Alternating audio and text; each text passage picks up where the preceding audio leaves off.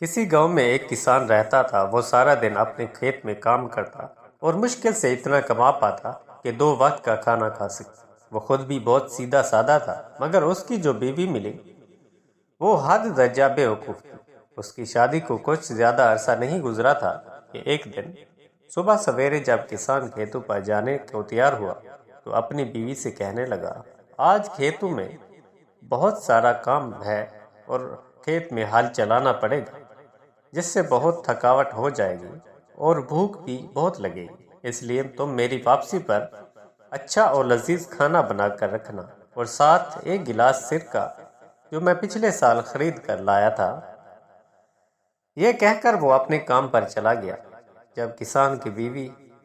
جب کسان کی واپسی کا وقت قریب آیا تو بیوی نے کھانا تیار کرنا شروع کیا۔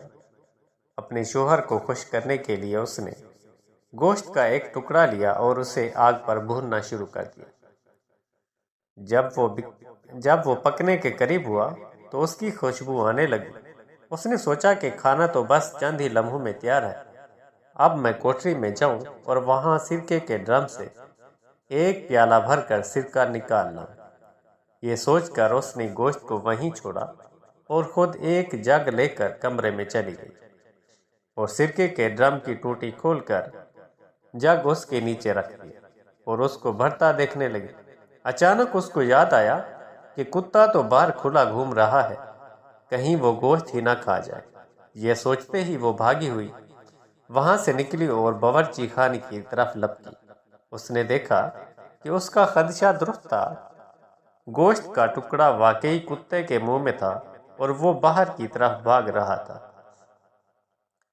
وہ کتے کو مارنے کے لیے اس کے پیچھے بھاگی تو جنگل کی طرف دوڑا۔ کسان کی بیوی بھی اس کے پیچھے پیچھے تھی، مگر کتے کی رفتار اس سے زیادہ تیز تھی۔ وہ گوشت کا ٹکڑا لے کر جنگل میں غائب ہو گیا۔ تھک ہار کر مایوس و نا امید افسردہ سی گھر واپس آ گئی۔ اس قدر بھاگ دوڑ سے وہ بری طرح تھک چکی تھی، اس لیے کچھ دیر چارپائی پر لیٹ کر اپنا سانس بحال کرنے لگی۔ اس دوران سرکے کے ڈرم کی ٹوٹی کھلی رہی اور جگ بھرتا رہا۔ جب جگ پوری طرح بھر گیا تو سرکہ اس کے کناروں سے اس وقت تک باہر گرتا رہا جب تک ڈرم پوری طرح خالی نہیں ہو گیا۔ کچھ دیر دم لینے کے بعد جب کسان کی بیوی کو سرکے کے ڈرم کا خیال آیا تو وہ ایک دم اٹھی اور کوٹری کی طرف بھاگی، مگر اس وقت تک ڈرم پوری طرح خالی ہو چکا تھا۔ یہ سب دیکھ کر وہ رو ہنسی ہو گئی۔ اور اب کیا ہوگا؟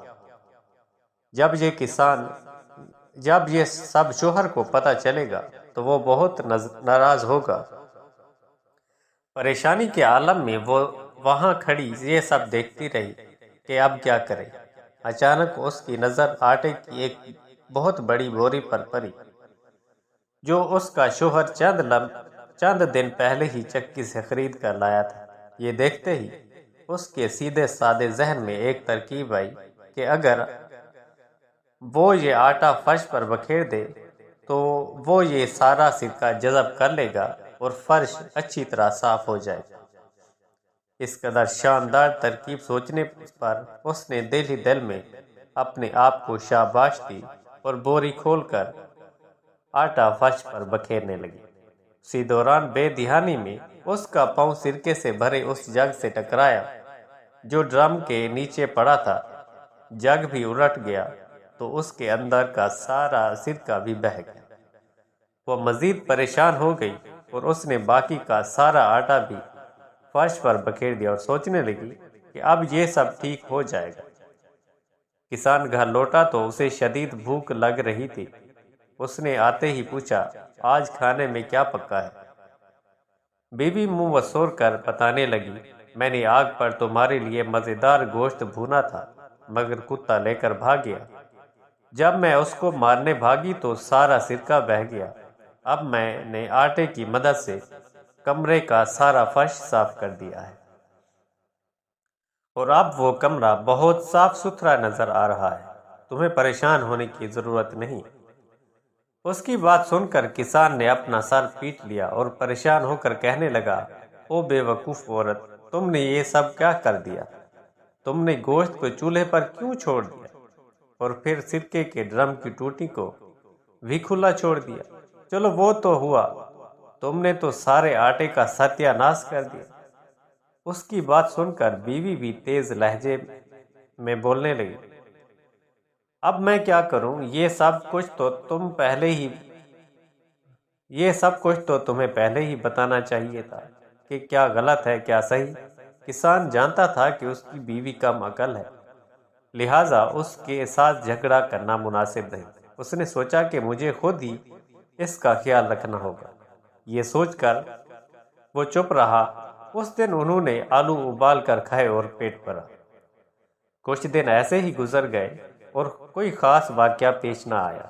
کسان بھی اب خاصا محتاط ہو گیا اور باہر جانے سے پہلے سب کچھ اپنی بیوی کو سمجھا کر ہدایت کر جاتا۔ ایک دن کسان نے اپنے کھیت کے ایک طرف اگا ہوا درخت کاٹا تو جڑ میں سے اسے سونے کے کچھ سکے ملے۔ وہ خوش تھا کہ اب ضرورت کے وقت اس کو استعمال کرے گا اور کوئی پریشانی نہیں ہوگی۔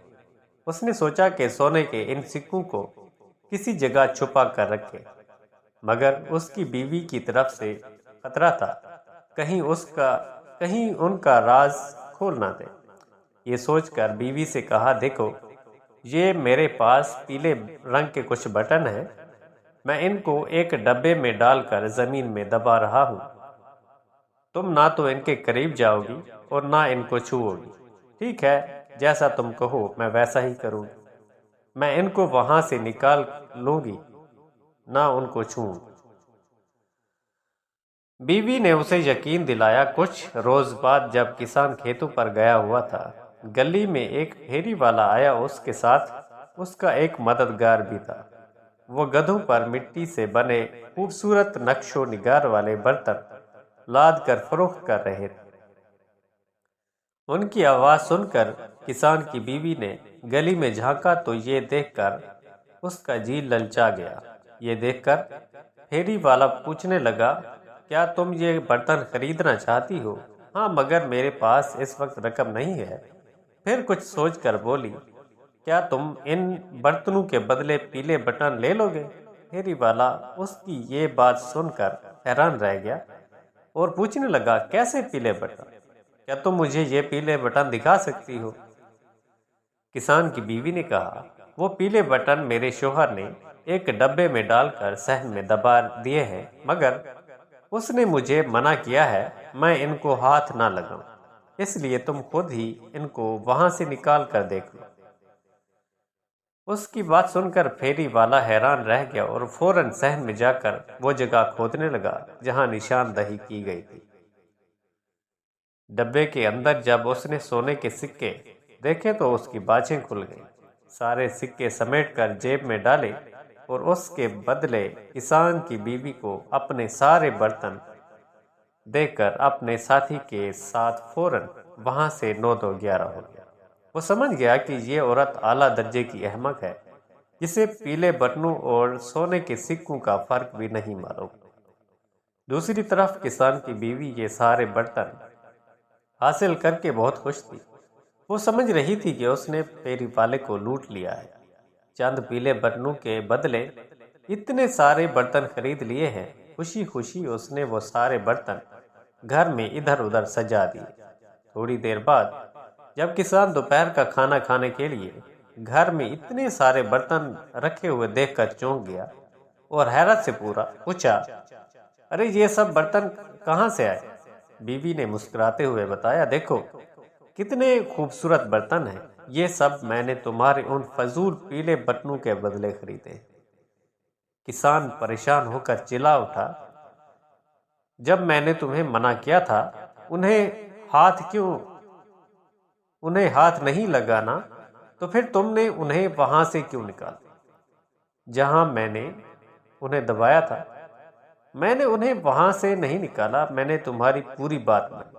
تم نے مجھے ان کو چھونے سے منع کیا تھا، اس لیے میں نے انہیں ہاتھ بھی نہیں لگایا، صرف جگہ بتائی تو پھیری والے نے خود ہی نکال کر لے گیا۔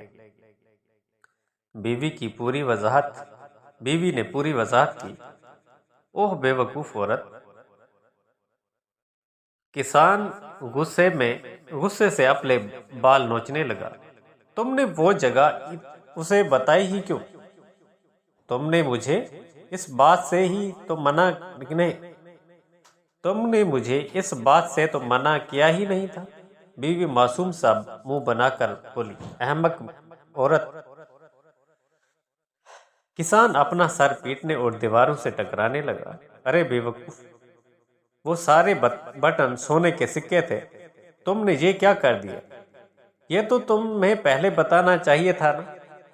اب یہ تمہاری غلطی ہے، وہ منہ بنا کر بولی۔ کسان کچھ غصے سے دیر تک چلاتا رہا اور اسی دوران بیوی کھڑی منہ بسوڑتی رہی اور شوہر سے کہا، میرا خیال ہے ہم وہ سونے کے سکے اب بھی واپسی لے سکتے ہیں اور وہ دونوں ابھی زیادہ دور نہیں گئے ہوں گے، آؤ ان کے پیچھے چلتے۔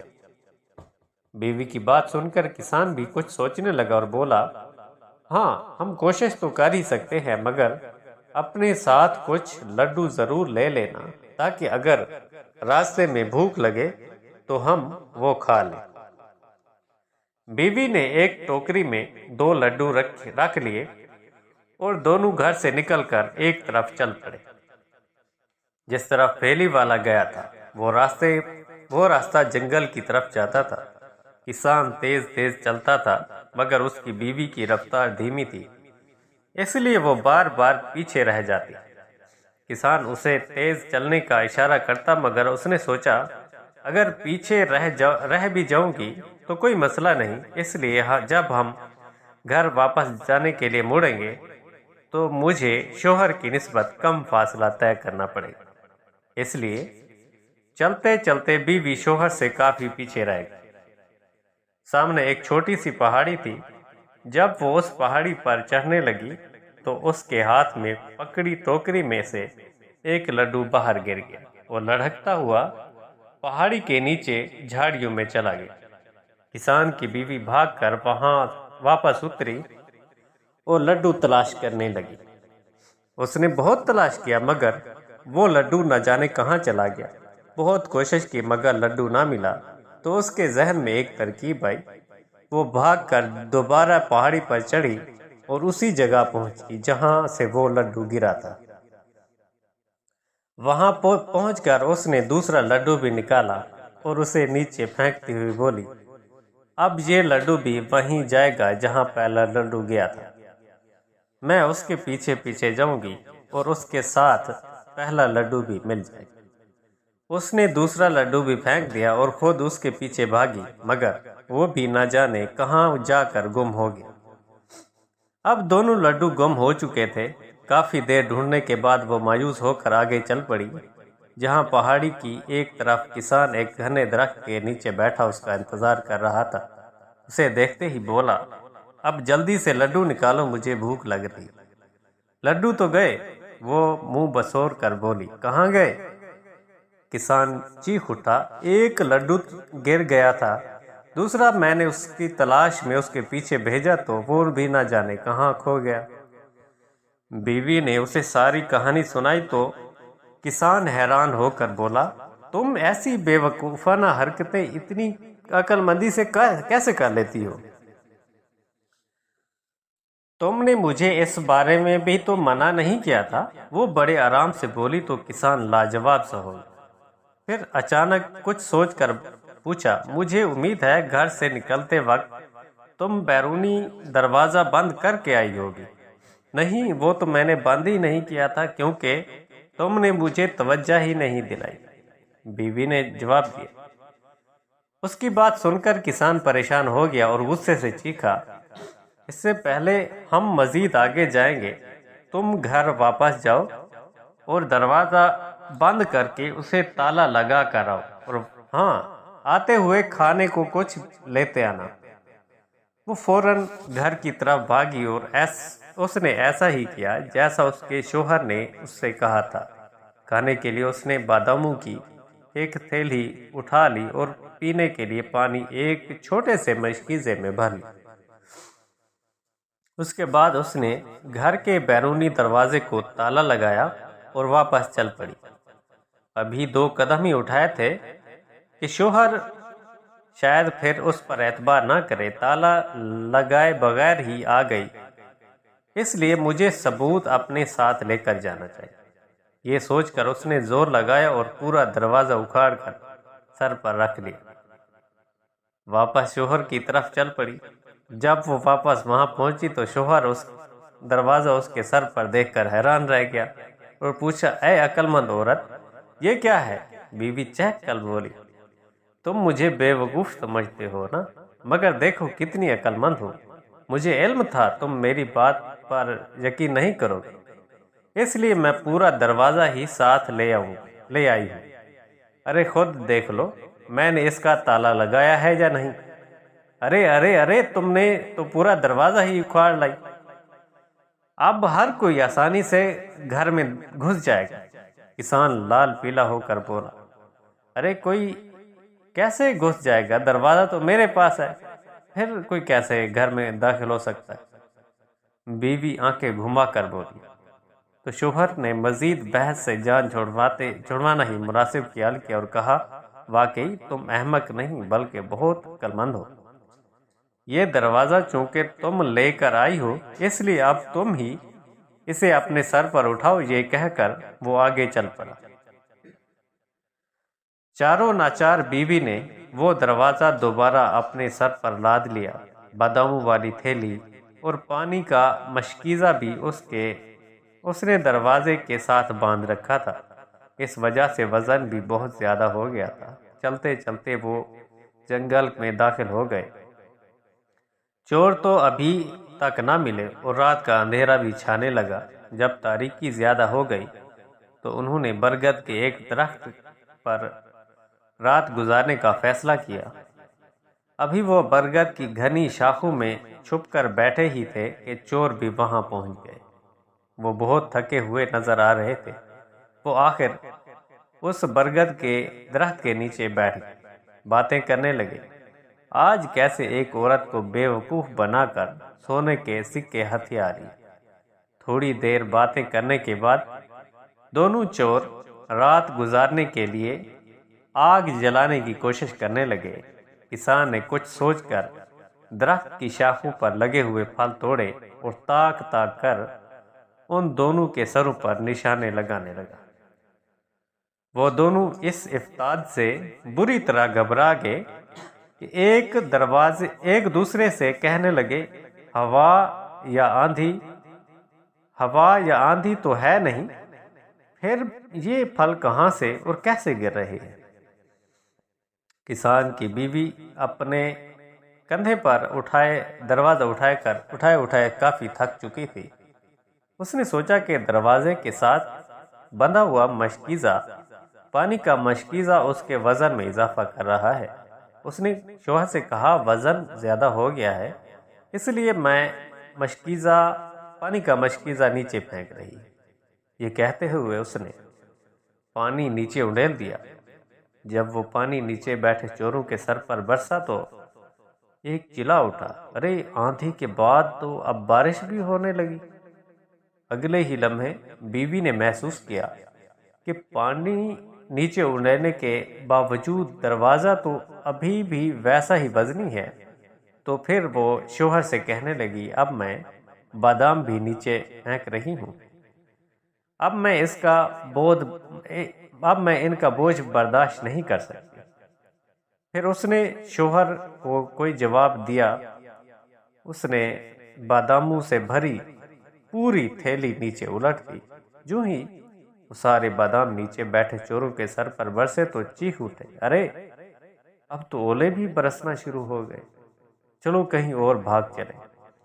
پانی اور بادام نیچے پھینکنے کے باوجود بھی جب اس دروازے کا وزن کم نہ ہوا تو سمجھ گئے خود دروازہ ہی وزنی ہے۔